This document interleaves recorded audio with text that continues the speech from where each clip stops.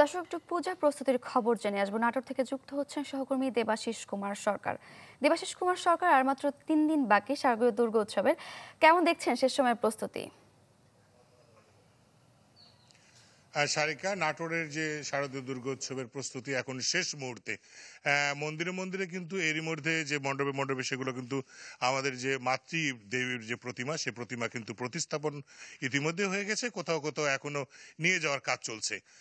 এরই মধ্যে আমরা বর্তমানে রয়েছি নাটোরের কেন্দ্রীয় মন্দির জয় কালীবাড়ি মন্দিরে। সেখানে কিন্তু আমরা মণ্ডপে দেখতে পাচ্ছি যে এরই মধ্যে প্রতিমা কিন্তু সম্পূর্ণ সজ্জা নিয়ে ইতিমধ্যে আসনে প্রস্তুত হয়েছে পূজার জন্য। এইরকম ভাবে প্রায় প্রতিটি মণ্ডপে মণ্ডপেই কিন্তু দেবী মূর্তি প্রতিস্থাপিত হয়েছে। এবং আগামী, আপনি বললেন যে আগামী 3 দিন পরই কিন্তু যে দেবী আরাধনার, ষষ্ঠী আরাধনার মধ্যে দিয়ে এই দেবী পূজার শুরু হবে।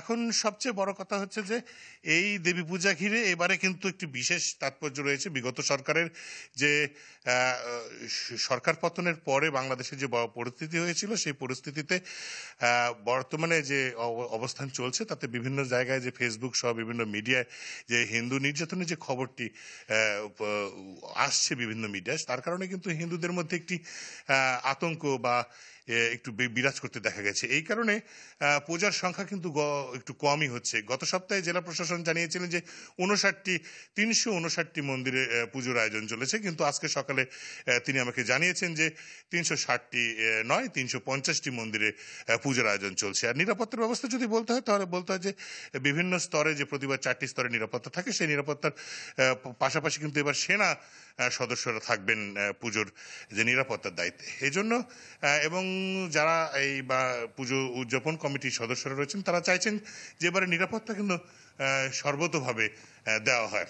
এছাড়া সর্বতভাবে নিরাপত্তার দায়িত্ব দেওয়া হয় এবং আপনার যে নিরাপত্তার দায়িত্ব দেওয়া হয়, এবং পাশাপাশি এবারে যে ব্যবসায়িক ক্ষেত্রে যদি বলতে হয়, তাহলে যে সারা বছর যে আয়োজনটা থাকে আসলে হিন্দুদের পূজা উপলক্ষে যে আয়োজন থাকে, সেই বেচাকেনা কিন্তু ব্যবসায়ীরা বলছেন যে এবার পুজো ভিত্তিক বেশ কিছু কম হয়েছে।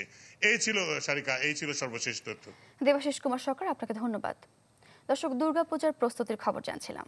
গরম গরম রুটি, সাথে সুজির হালুয়া, দুর্দান্ত জুটি, তীর আটা ময়দার সুজি, কারণ তীর ছাড়া আমার চলেই না।